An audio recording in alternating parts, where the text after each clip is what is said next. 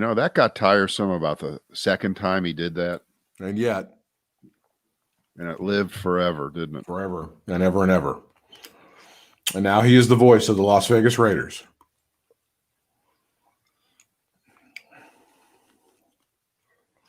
Should be on Brad and Britt here.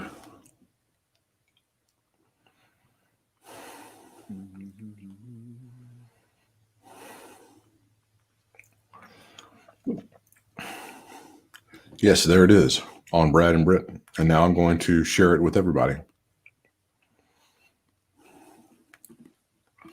And I'll tag you.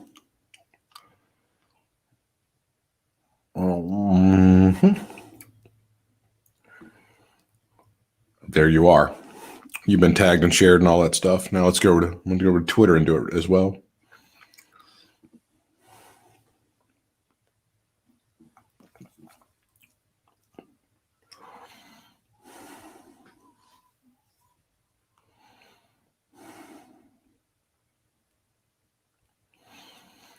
My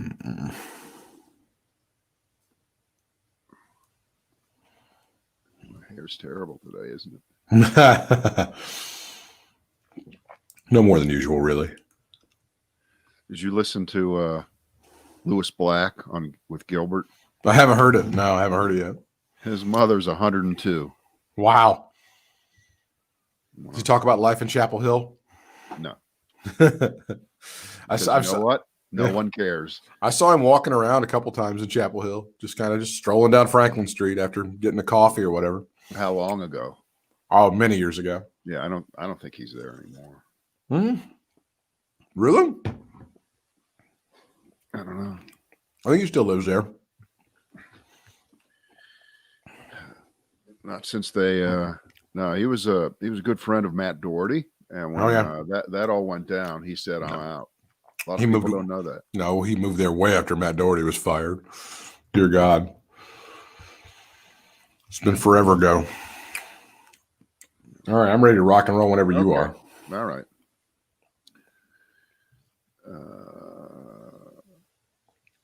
Okay.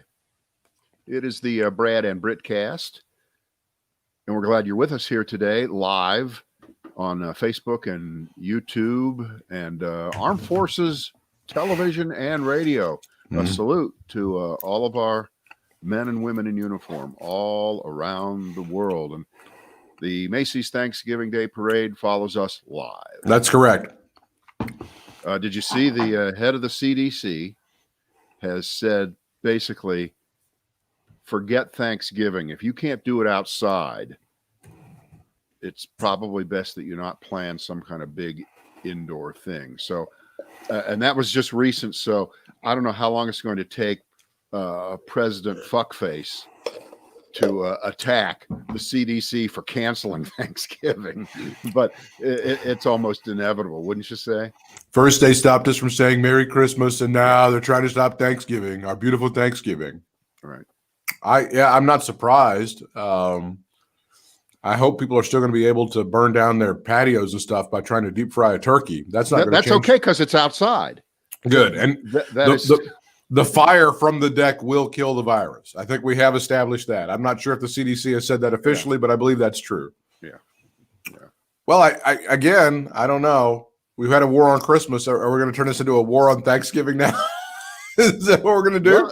Well, it kind of works from a calendar standpoint. It does.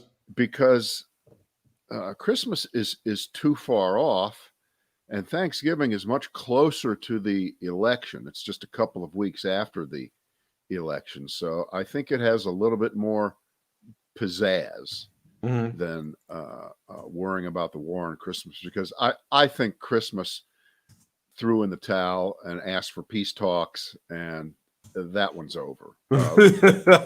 It asked for peace talks. They so agree on the shape.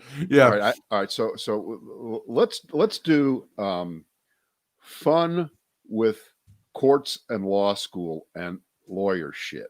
Okay. Here it is. And this is my philosophy. I expressed it earlier today on my Facebook page. If I hear these two words one more time, someone's going to get hurt. Originalism and textualism. That coming up This a lot. is the biggest load of shit to cover up your right-wing conservative agenda against labor unions, being a pro-business hack, not believing in climate change because that wasn't in the Constitution. Women's rights, what are you talking about? Show me women's rights in the Constitution. I'm an originalist. I'm a contextualist. I go back and look at the Constitution because it has all the answers. Bullshit. That's what Amy Barrett is using to foul off every pitch that comes right down the middle at 98 miles an hour. It doesn't matter. She fouls them off. And of course, in the world in which we live, you get credit for being a liar. You get credit for hiding who you are. It's a virtue. Credit. It's a virtue. Oh, she's the most qualified candidate I've ever seen. And not only that, she is the first mother of children to ever be a Supreme Court justice.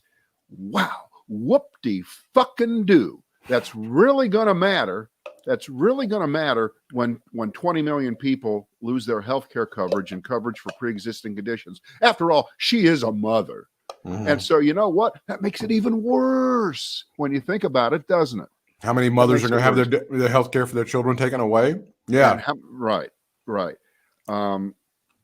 So I'm fed up. And my new philosophy is people who are in the legal profession who hide behind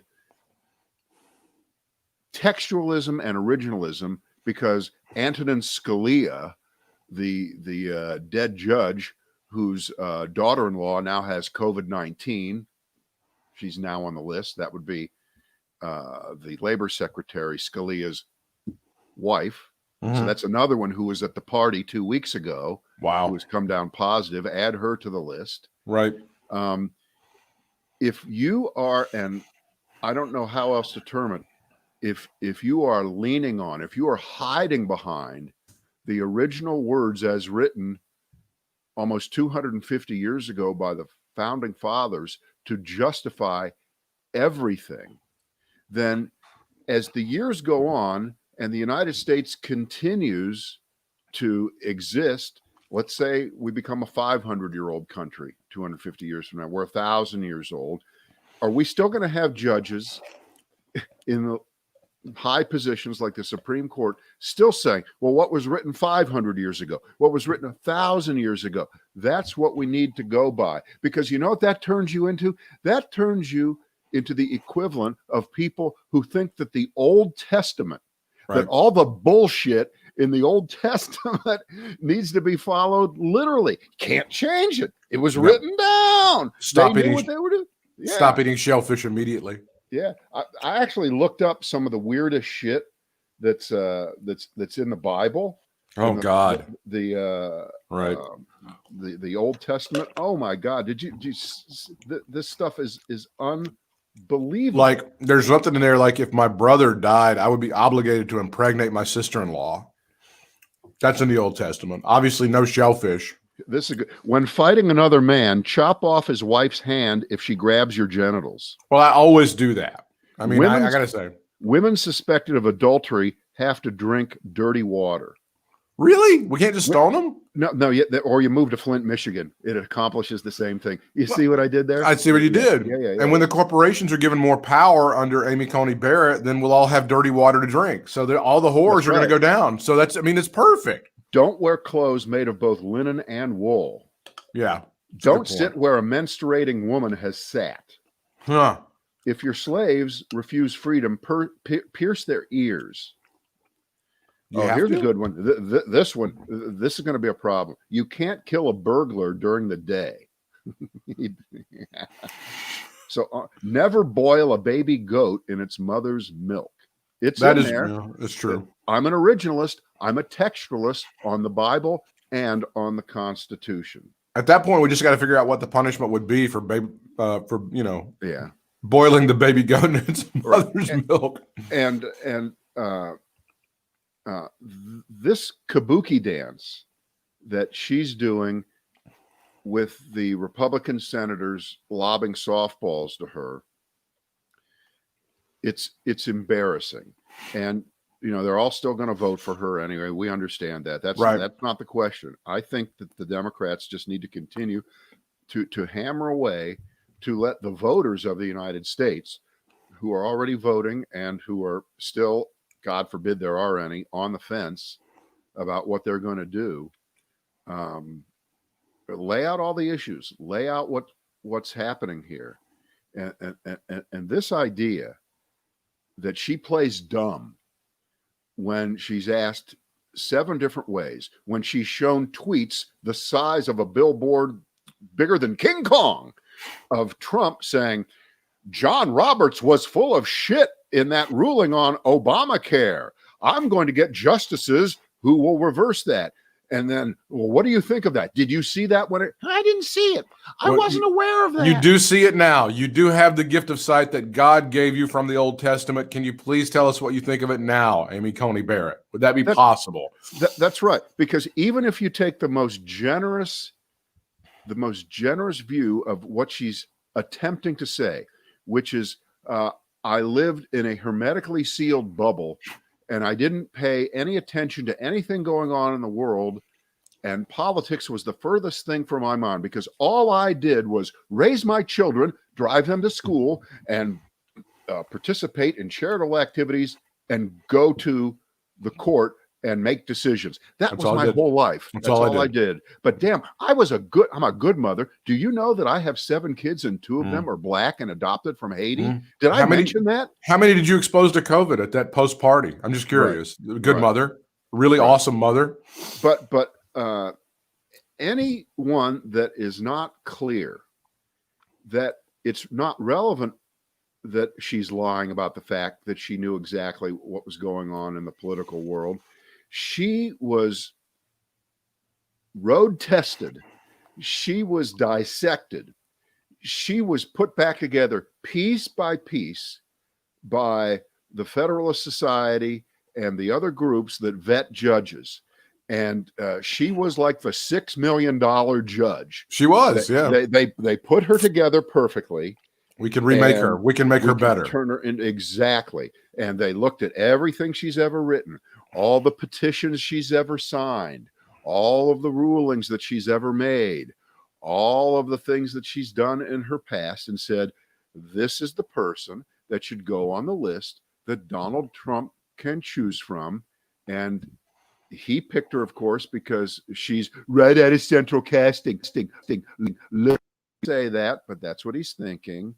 And she has made the kinds of decisions and expressed the kinds of opinions on all of these important issues in the past that would lead anyone to believe that she's full of crap when she says, my personal beliefs have nothing to do with what I would do as a Supreme Court judge. Because the follow-up question then should be, are you saying that who you are, what you're all about, and your personal beliefs have not affected any of the things that you've ever done up until now? And you're just going to continue this? Or are you going to be honest with us and say, of course, a person's judgments are the sum total of everything that they've been and that they are, that their experience is.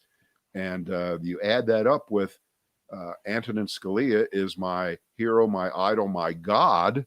And you're about 99% of the way there.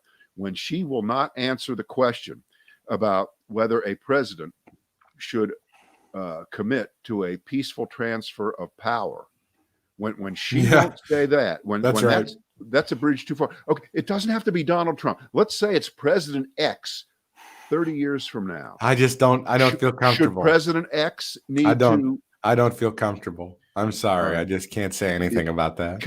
Can a president delay the election? I didn't see that. I never saw that tweet. I had no idea about that. I'm sorry. Judge Barrett, is voter intimidation legal or illegal? I was making pancakes at the Knights of Columbus. I'm sorry. I didn't see that. I don't know what you're talking about. Yesterday, Senator John Kennedy of Louisiana very matter-of-factly asked her about climate change. And she gave the lamest answer ever. this is as bad, maybe worse, than when Republican senators are walking by and they're hit with questions they don't want to answer. Just to set the stage, this is John Kennedy from Louisiana, which is getting hit by hurricanes every day. Like another hurricane plows through Louisiana and kicks its ass. And here he is asking her about climate change, setting her up for a softball. Right. But I don't even know what John Kennedy thinks of it. It's not important. He just put it out there innocently, not innocent. Yeah. But her first her default answer was, I'm certainly not a scientist. I'm not a scientist. All right. Nobody said you needed to be a scientist. We have 99.9% of the scientific community. It's an agreed thing. Brad, if there's dog shit on your front porch, do you go, I don't know, I'm not a veterinarian. I don't think I'm not really sure what you're not sure that's dog shit. Yeah, I'm not a veterinarian. I can't judge. Here's her full quote. I'm certainly not a scientist. I mean, I've read things on climate change. Have you? I wouldn't say I have firm views on it. Oh, good. Really? Which one of your 7 children have you told that to when they come home and ask about it? Or if they say in school we're discussing the weather and climate change right now. Does she say to her kids, okay, well, I don't have an opinion on that, kids. I have nothing to say about it. I think God's just giving the planet an extra long hug, everybody. That's what's happening right now. But what this is the line of breadcrumbs on climate change that tells you, and probably matched up with previous decisions in the past, where a large company, a coal company, comes before a court and says, we want to stop having to scrub the coal when we burn it before it goes out into the air and pollutes the air. Well, Amy Coney Barrett is just not sure about climate change, so she's got a rule in favor of the company having the right, because business is always right, and business is about jobs, and Republicans want to create you can see the corporate influence coursing through her veins. Well, it's never enough, because the Roberts Court anyway has been known for being pro corporate in a lot of different ways, and now it's like they want even more. They want absolute. They want to be undefeated. Yeah, they want everything to go their way, and they want the people to have no rights whatsoever, and the corporations to have all the rights. And it's just unbelievable that that, like you said, this is the Koch brothers' wet dream. In one female right there she is. Absolutely. All right, so that's my opening statement. That's what I'm bringing to the table today. We don't have to continue with this court shit. Well, but do you think Kamala Harris? Do you think Kamala Harris she laid a glove on her with the Obamacare stuff yesterday?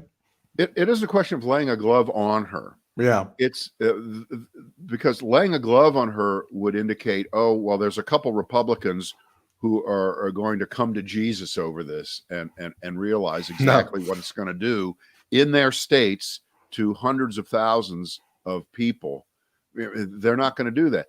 They have chosen to lay down with the devil, Trump, for almost 4 years, and it's now too late. The ship is coming into shore. You can't jump off now. There's no way out. So they have to vote with him. They can't vote their conscience. They can't vote facts. They can't vote any sense of fairness that they might have had in their previous life before Donald Trump came in and destroyed whatever sense of integrity they may have had. They can't do it anymore. So I thought Kamala Harris did exactly what she needed to do. She wasn't Brett Kavanaugh Kamala Harris, where she really comes in balls to the wall and starts fights and yelling and the rest and tears and all that other shit, because it's just not a good look for a vice presidential nominee. She didn't need to do that. I just thought she, as a prosecutor, asked very well-constructed questions, made a good accounting of herself. And, this is the Democratic Party. And I think you're as shocked as I am, because, the oldest running joke, and it's not very funny, is that in many situations, the Republicans all seem to be reading from the same playbook, right? And they stick to their discipline, and that's right, one after another. And the Democrats at some of the impeachment hearings, they were terrible, because each of them acted as if there was no one else in the room that had ever asked a question about the same subject regarding impeachment, right? And what Trump was doing, and it was really disjointed. But this time, they, if I may use a word that we all know and love, colluded with each other. And by the way, it is legal. It is. They really got together and said, we're gonna stick to the issues that are on the ballot right now and leading up to November for people to think about, and how a new Supreme Court justice completely reversing what Ruth Bader Ginsburg did. And Republicans literally should not be allowed to say her name. They shouldn't be allowed to invoke her. No T-shirts with the insignia on there or the initials, nothing, because you have to know, and I think this has been drilled into the American people. They get it for the most part, that Donald Trump, number one, hated Barack Obama first and foremost, right? Yes, and still hates him. And then he ran and decided that he would pretend and he would put on this act as he hates liberals, he hates liberalism. He therefore hates Ruth Bader Ginsburg. She Correct. is the embodiment, the most successful practitioner of it legally in this country in 50 years. She is it. And so he has to pretend now that he is against everything that he actually was for. He was a fairly liberal guy up until Obama became president. And so he plays it to the hilt. And he has to play it to the hilt. Not only am I going to reverse Obamacare, which is reversing Obama, not only am I going to undo everything that has to do with his legacy and erase him from the history books, but now I'm going to erase the judicial history of the United States, all the progress that has been made. And I believe a question today was even asked about, well, since the Affordable Care Act is on the docket here, undoubtedly in a few weeks, 10 days after the election, that's a Republican dream. Yeah, you know that, Justice Barrett. How about Medicare? Can we finally go after Medicare? Because wow. Republicans were against that in 1961. They hated that. Social Security, been trying to chip away at Social Security. Exactly. Yeah, 90 years. Let's have it all now.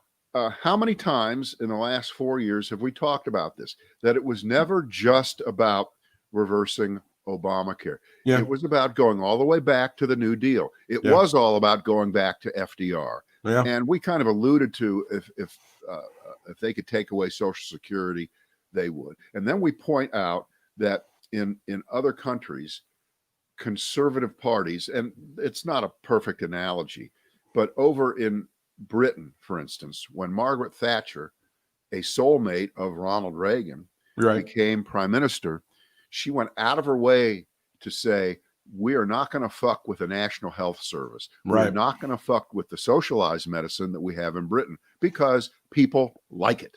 Right. And right now, three things that people actually like are Social Security, Medicare, and Obamacare. That's true. And this, to me, is political suicide for Donald Trump. He is nailing his own final nails into his own coffin by doing this.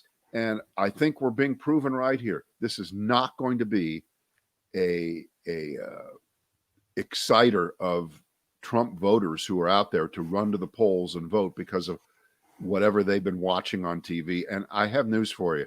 The people who go to Donald Trump rallies are not sitting there watching the hearings in Washington all day long. They don't give a shit.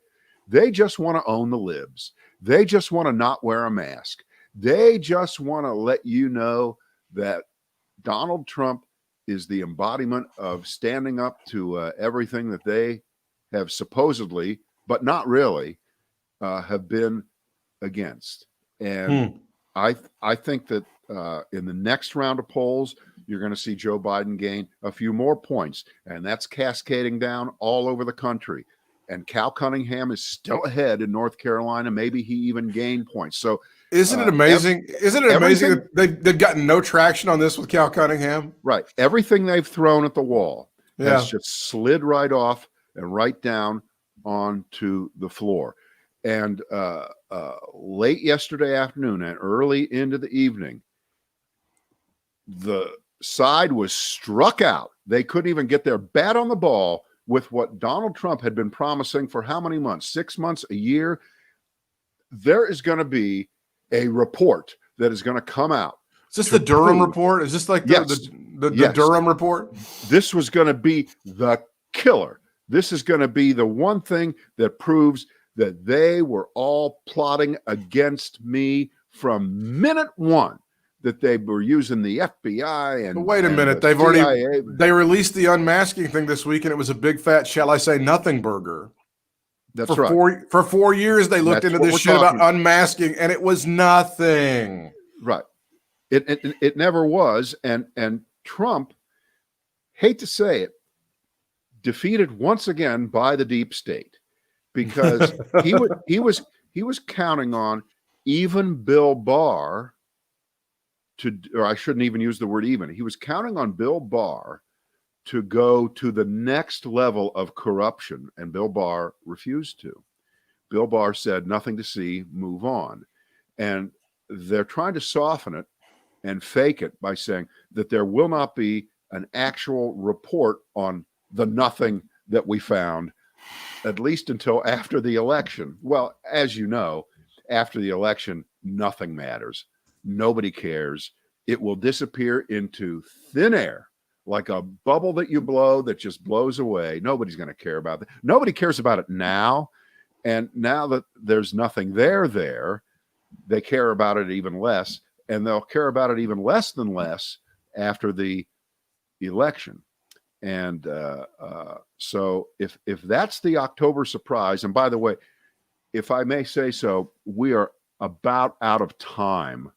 Yeah. October surprise. We're halfway done. We're halfway gone with October. Hey, if your October surprise is you're not going to debate Joe Biden on Thursday night, you're going to do a separate town hall.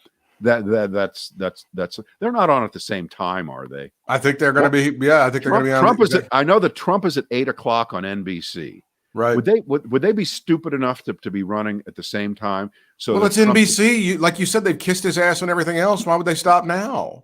I don't understand. I mean, of course they do. I got to see the Biden. I got to see the time on it. But as you talk about with October surprises, people are already voting, and they're voting in huge numbers. So if you want to go ahead and shock them before they go to the polls, you may have already missed your opportunity, right? Right. Well, the law of diminishing returns kicks in just a bit more incrementally each day on this, and you're not going to move voters. Both events are scheduled for 8:00. Okay. You know what? I believe it. It's stupid. Okay. It is. And if Trump gets, of course, one more viewer, you know, he'll tweet that this is proof he's ahead in the polls. You know, he will try to equate, God forbid he should lose. Well, but that's ridiculous, because like on one channel they're showing Rachel Ray making a casserole, and another one they're showing a guy taking a dump on the road. Well, okay, I'm going to go watch the guy take the dump on the road, because I'm not going to vote for him, but that's a freak show and I'm going to watch that. So yes, I mean, you got one more viewer than the person making the delicious casserole. It doesn't mean anything. It means zero. I would submit to you, and obviously both of them doing separate town halls means, nothing.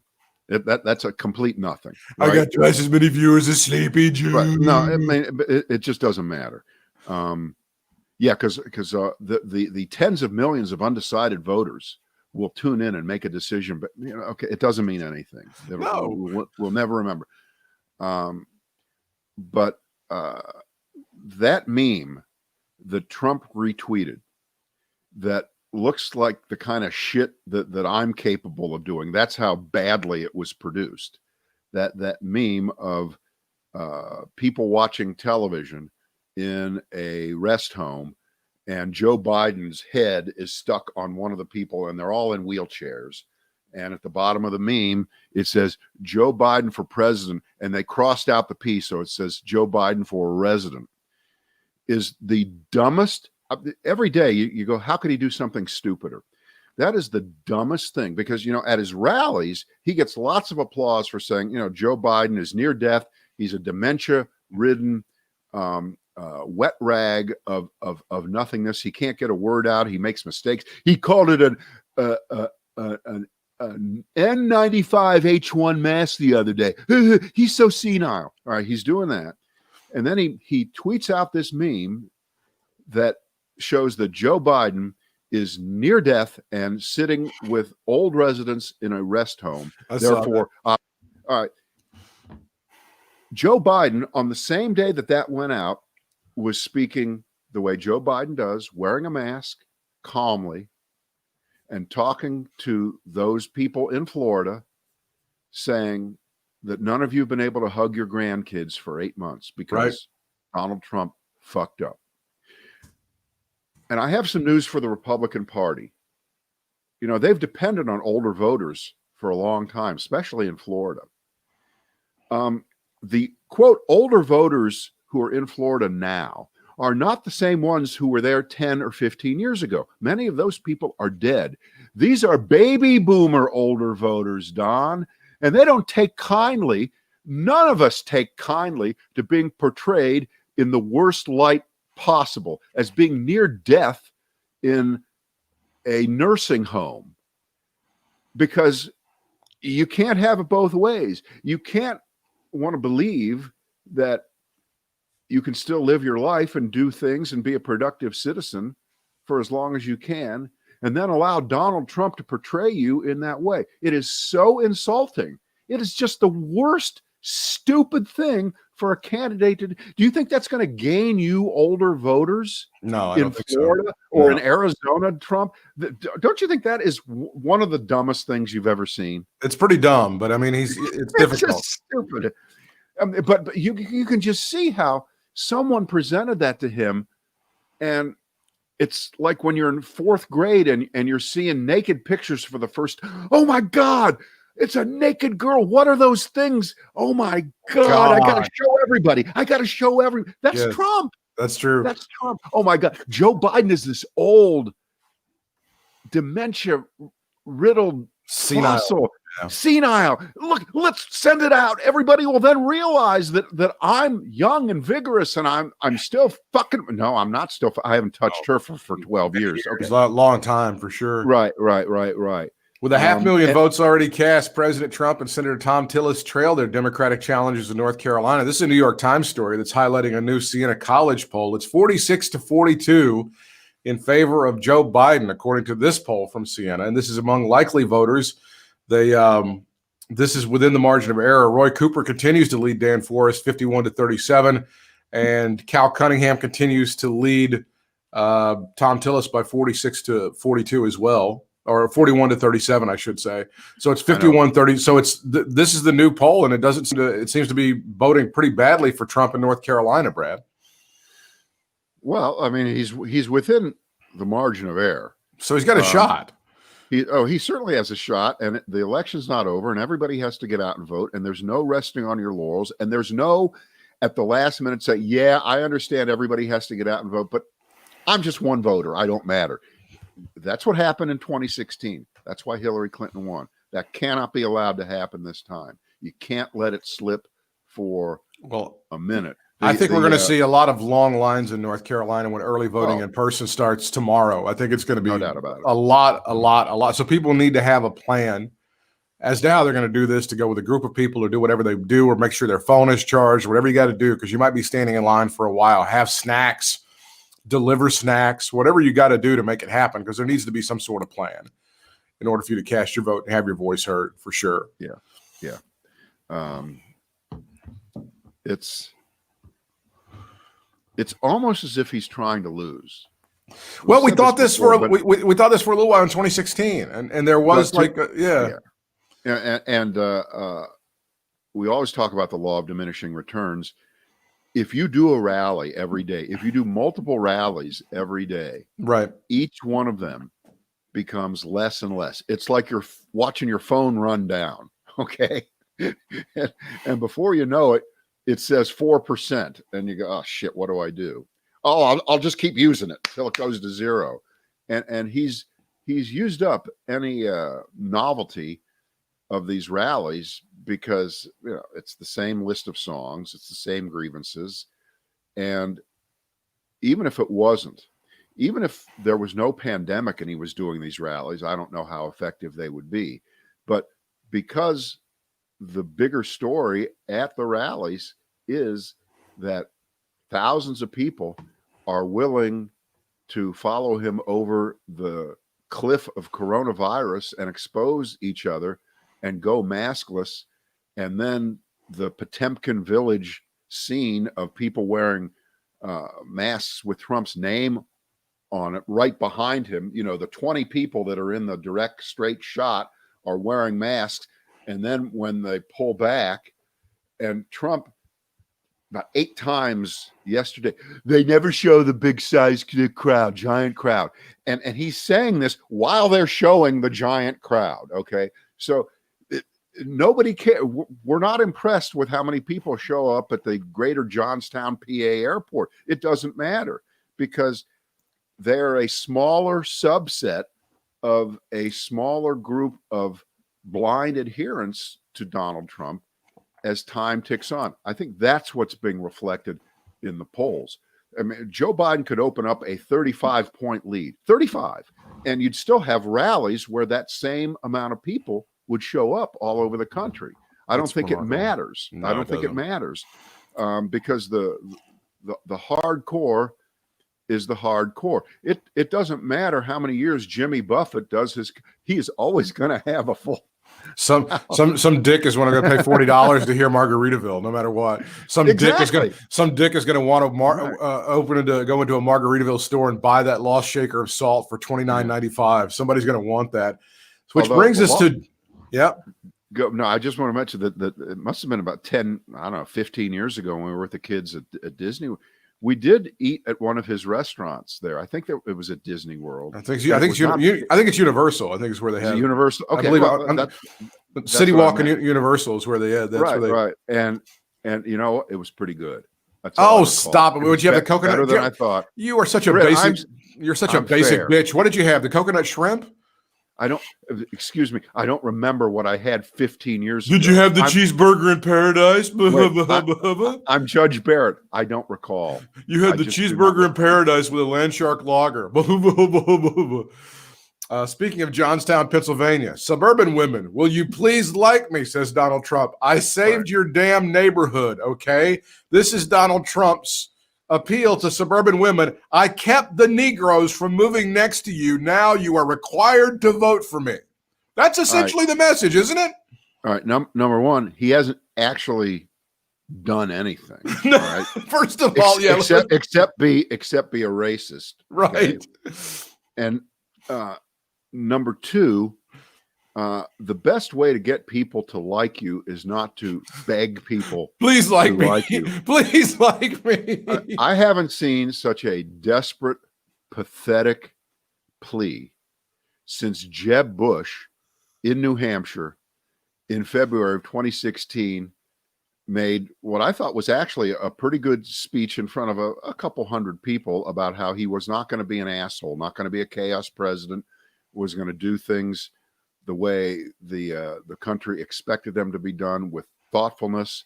And I'm just not going to be a jerk like Donald Trump. And there was this long silence. Yeah. And then he said, clap, please. Remember that moment? Yeah, I do remember that. And at that moment, you knew he was dead because he hadn't done very well in Iowa. And he was hoping to make a comeback in New Hampshire, and it never happened. But when you have to beg for people to clap, when you have to beg for people to like you, it's over.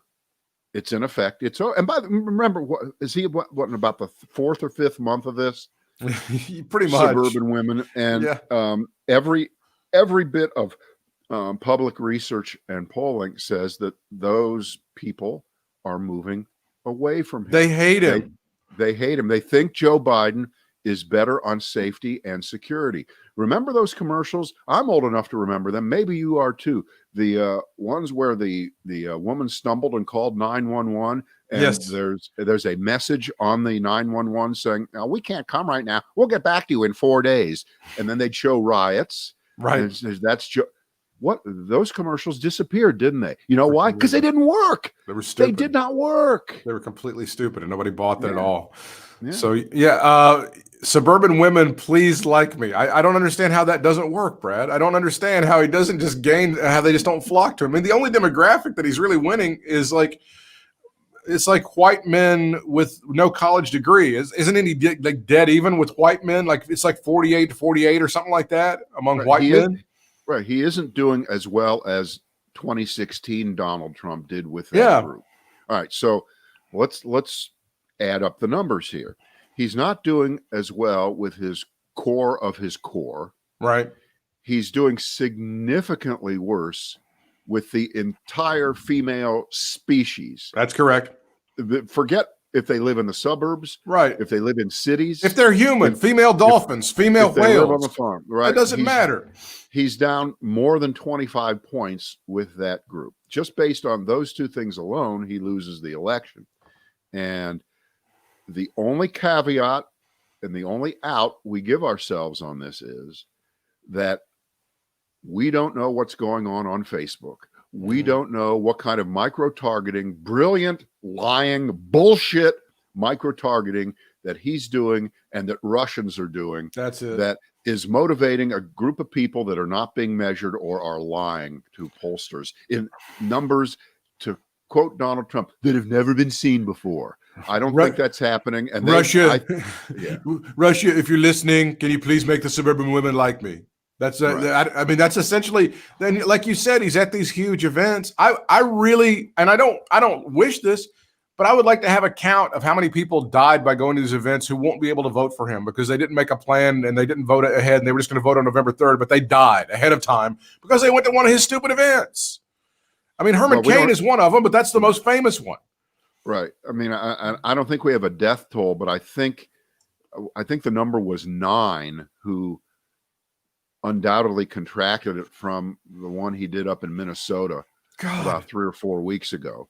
It just hurts your heart. It just kills me that somebody's parent or somebody's grandparent went to that stupid thing and they're going to die because they had to go see his ass. I mean, that's terrible.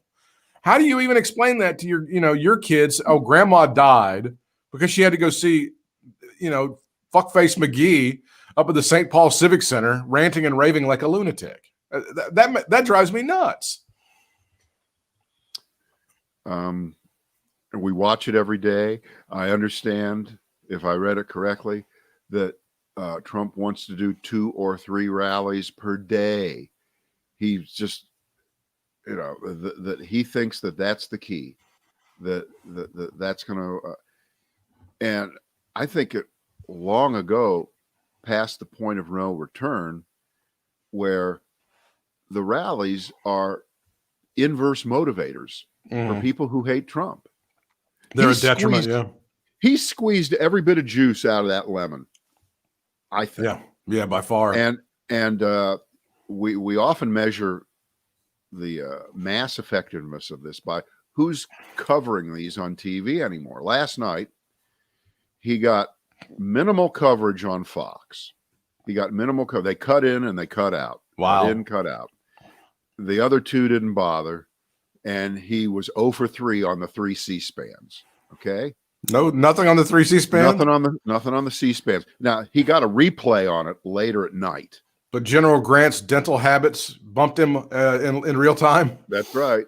That is right. That's a big seminar, big meeting at the University of Utah on General Grant. Were his teeth as real as Washington? Should he have flossed more? That was really was floss even available to General Grant? We discussed it. Right. You know what we didn't talk about, and what we should talk about on the way out is the story about him wearing the Superman shirt out of the hospital that didn't come to fruition, and he was going to Clark Kent style open up the shirt and show everybody the Superman thing on the balcony. What the hell? And he had to be talked out of this because it was brought up several times. Yeah. Just put it in the file. Good God. Just put it in the file. And you want to think that's because he was hopped up on goofballs, jacked up on bennies and flying on steroids but that's not true. No. I mean, he thinks like P.T. Barnum.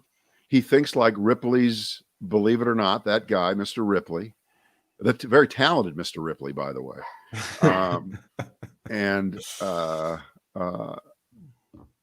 yeah, I mean, we don't have to run through what everybody else has said about how, but it's crazy insane. that is. It's like crazy.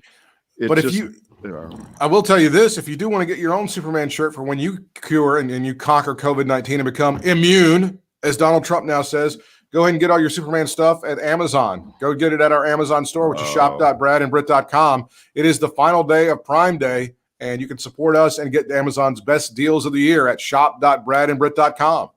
So I didn't realize you were using that as a cheap entree for a plug for us. I did not realize that. I didn't catch the brilliance of your marketing prowess. Yeah, I figured it was. It's okay. It's fine. We can kind of scoot into it. That's what I do. It's those incredible radio skills which have served me so well in the marketplace after radio. Yeah. Goodbye, everyone. Goodbye. Park Pewterbaugh tomorrow. Park Pewterbaugh for the full hour.